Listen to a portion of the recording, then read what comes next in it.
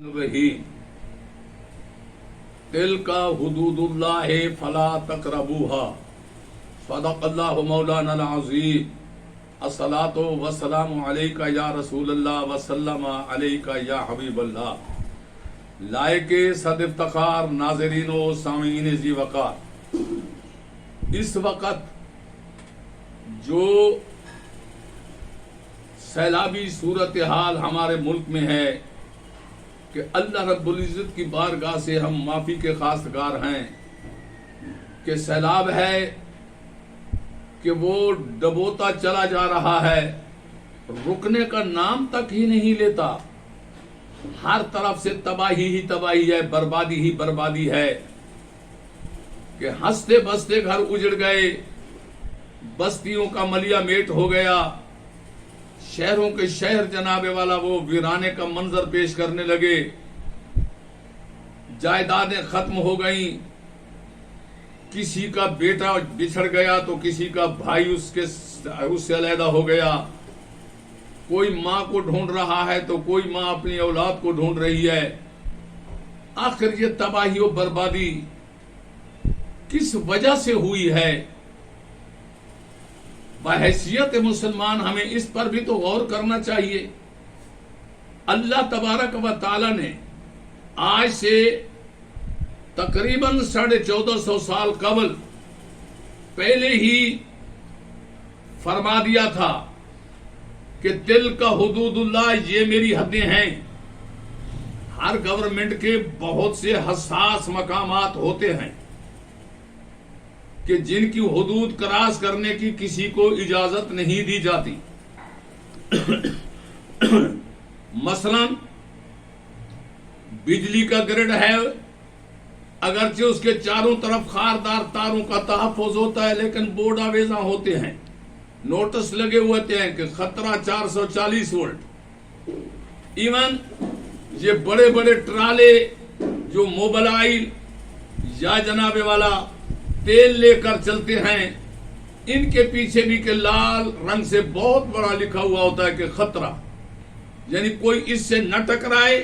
اگر اس سے ٹکرائے گا تو آگ بھڑک اٹھے گی، نتیجہ یہ نکل جائے گا کہ اس آگ سے تباہی اور بربادی ہو جائے گی۔ اسی طرح حکومتوں کے بھی جناب والا حساس مقامات ہوتے ہیں جہاں جانے کے لیے ان کی طرف سے نوٹس آویزاں ہوتے ہیں، وارننگ ہوتی ہے کہ اس کو جناب یہ ریڈ لائن ہے یا یہ ریڈ زون ہے، اسے کراس کرنے کی کوئی کوشش نہ کرے۔ تو اللہ تبارک و تعالی نے اپنی زبان اقدس سے، یعنی اپنے فرمان قرآن مجید سے اور اپنے پیارے حبیب صلی اللہ علیہ وسلم کی زبان اطہر سے ان ریڈ لائنوں کی نشاندہی فرما دی ہے کہ اے میری توحید اور میرے محبوب کی ختم نبوت اور شان رسالت پر ایمان لینے والوں، میں تمہیں نشاندہی کر رہا ہوں، یہ ریڈ لائنیں ہیں، ان کے قریب نہ جانا۔ جس طرح ریڈ لائن کراس کرنا کے بعد خطرناک صورتحال پیش ہو جاتی ہے، فرمائے اسی طرح تم بھی خطرے سے دوچار ہو سکتے ہو۔ وہاں تمہاری جان کا خطرہ ہے، یہاں جان کا بھی خطرہ ہو سکتا ہے، تمہاری ایمان کا بھی خطرہ ہو سکتا ہے۔ تو سب سے پہلے فرمایا لا تقربوا مال الیتیم، خیال کرو کبھی یتیم کے مال کے قریب نہ جانا، یہ ریڈ لائن ہے، اسے کراس نہ کرنا، اس کا جناب والا سرپرست بن کے اس کا مال کھانا نہ، اس کے مال کو ہڑپ نہ کر جانا۔ لیکن ہم نے نہیں سوچا، ہم میں سے کسی کو بھی یہ موقع ملا، ہم نے یتیم پروری کے نام پر یتیم کے مال کو کھانا اپنا جناب حق سمجھا ہے، ریڈ لائن کو کراس کر دیا۔ فرمایا لا تقربوا الزنا، زنا کے قریب نہ جانا ورنہ برباد ہو جاؤ گے، تباہ ہو جاؤ گے۔ ہم نے اسے مشغلہ بنا دیا، ہم نے اس کی طرف توجہ ہی نہیں کی، بلکہ اسے یکسر زنا حدیث پاک کے مطابق جناب اللہ قرب قیامت کی علامات میں سے وہ کثرت سے ہو رہا ہے، اس کی طرف توجہ نہیں کی۔ الغرض اللہ رب العزت نے ہمیں جن جن کاموں سے روکا کہ فرمایا کہ تجارت کرو لیکن سود نہ کھاؤ، اس لیے کہ اگر سود کھاؤ گے تو یہ یوں ہے کہ اللہ کی ریڈ لائن کو کراس کر رہے ہو۔ فَآذَنُوا بِحَرْبٍ مِّنَ اللَّهِ، پھر یوں سمجھو اللہ سے جنگ کرنے کے لیے تیار ہو جاؤ۔ لیکن ہماری بدبختی، ہم نے کہا تجارت نہیں کریں گے، ہم تو سود ہی کھائیں گے، اللہ سے جنگ ہوتی ہے تو ہو جائے۔ لیکن یہ ساری چیزیں ایسی چلتی رہی۔ جن چیزوں سے اللہ نے، جن کاموں کو کرنے سے اللہ نے ہمیں روکا ہے، وہ اس کی جناب والا ریڈ لائنیں ہیں، اور جن کام کا حکم دیا ہے وہ اللہ تعالیٰ کی قرب اور محبت کا ذریعہ ہے۔ ہم نے اللہ کے قرب و محبت کے ذریعے کو پس پش ڈال دیا اور اس کی ان جناب اللہ ریڈ لائنوں کو کراس کرنا شروع کر دیا۔ رشوت کو پرافٹ سمجھ کے ہم نے کھانا شروع کر دیا ہے، اور بلیک مارکیٹنگ ہم نے شروع کر دی ہے، ذخیرہ اندوزی ہم نے شروع کر دی ہے، الغرض ہمسایوں کے حقوق ہم نے پامال کیے، وہ کون سے والدین کی نافرمانیاں ہم نے کی۔ یعنی اللہ تعالیٰ نے جس چیز سے ہمیں روکا، ہم نے ہر ریڈ لائن کو کراس کیا ہے، تو پھر اس کا نتیجہ کیا نکلتا ہے؟ اللہ تعالیٰ فرمایا ہے پہلے کہ اس کے قریب نہ جاؤ، میرے حدوں کے قریب نہ جاؤ، پھر اس کے بعد فرمایا وَمَن يَتَعَدَّ حُدُودَ اللَّهِ فَقَدْ ظَلَمَ نَفْسَهُ، جس نے ان حدوں کو پھلانگ دیا، یہ احساس نہیں کیا، میں نے کہا قریب نہ جاؤ، اور وہ بدبخت ان حدوں کو تجاوز کر کے، کراس کر کے آگے چلا گیا، تو اس نے میرا کچھ نہیں بگاڑا، اپنی ذات پر اس نے ظلم کیا ہے، وہ بہت بڑا ظالم ہے۔ جب ظالم ہے تو ان اللہ لا یحب الظالمین، میں ظالموں سے دوستی نہیں رکھتا، ظالموں سے محبت نہیں کرتا۔ پھر ظالم کو ہر وقت اپنے انجام کے لیے تیار رہ جانا چاہیے، انجام کے لیے تیار رہ جانا چاہیے۔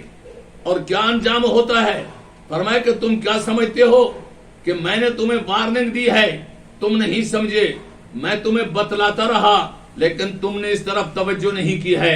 اور اب سنو کہ میں وہ ذات ہوں کہ اللہ تبارک و تعالی فرماتا ہے کہ میرے محبوب تم فرما دو قل هو القادر، اپنی زبان سے کہ وہ اللہ علی کل شیء قدیر ہے۔ تم نے تو یہ نہیں سمجھا نا، اس کی وارننگ کو وارننگ نہیں سمجھا، اس کی ریڈ لائن کو کراس کیا ہے، لیکن وہ ایسا قادر مطلق ہے،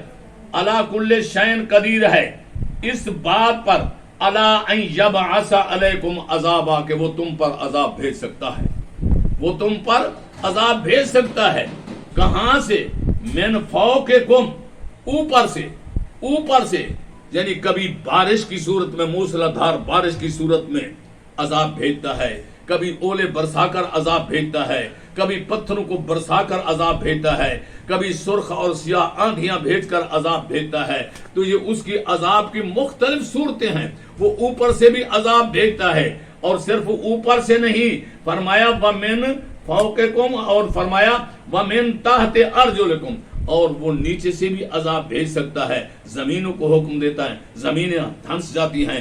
آباد بستیاں، وہ محل جن کے اندر تم نے جناب والا ایسی ٹیلوں سے جسے مزین کیا تھا کہ دور سے دیکھنے والا کہتا تھا کہ یہ کوئی شاہی محل ہے، لیکن ان کے نام و نشان کو بھی ختم کر دیتا ہے، ان کے نام و نشان کو بھی ختم کر دیتا ہے، اس لیے کہ میرا عذاب آتا ہے۔ اور تیسرا عذاب کس قسم کا ہے؟ اوپر سے بھی آتا ہے، نیچے سے بھی آتا ہے، او یلبسکم شیعا۔ تیسرا عذاب یہ ہے کہ گروہ بندی ہو جاتی ہے، کہ جناب والا مذاہب کے اعتبار سے گروہ بندی، مسالک کے اعتبار سے گروہ بندی، سیاست کے اعتبار سے گروہ بندی، اقوام اور قوموں کے اعتبار سے گروہ بندی، اور قبائلیت کے اعتبار سے بھی جناب والا گروہ بندی۔ یہ ساری گروہ بندیاں جب ہو جاتی ہیں، ہر کوئی اپنی اپنی گروہ بندی میں جاتا ہے، وہ کہتا ہے میں ٹھیک، وہ کہتا ہے میں ٹھیک۔ جب اس حد تک یہ سارا سلسلہ ہو جاتا ہے تو پھر میرے عذاب کے لیے جناب والا عذاب آنے سے کوئی نہیں روک سکتا۔ یہ یوں سمجھ لیں کہ اللہ نے ہمیں کئی سو سال پہلے اس کی وارننگ دیا ہے، حی الارض جاری کیا ہوا ہے کہ اس کے قریب نہ جانا، یہ کام نہ کرنا، یہ کام نہ کرنا، یہ کام نہ کرنا، ورنہ یہ ہوگا، ورنہ یہ ہوگا۔ اپنی طرف سے بھی حکم فرمایا، اپنے محبوب کی زبان سے بھی یہ ارشاد فرمایا، لیکن ہم نے جب خیال نہیں کیا تو اب اس نے اپنا وعدہ عذاب کا پورا کر کے دکھایا ہے۔ اللہ تبارک و تعالی ہمیں اس عذاب جو سیلاب کی شکل میں آیا ہے اس پہ جناب والا ہمیں صبر کی توفیق دے، اور ہمیں انہیں مظلوم بھائیوں کے لیے دعا کرنی چاہیے، ان کی امداد کرنی چاہیے، ان کے لیے جناب والا پھر سے آباد ہونے کے لیے دعا کریں کہ اللہ تبارک و تعالی آئندہ کے عذاب سے محفوظ کرے۔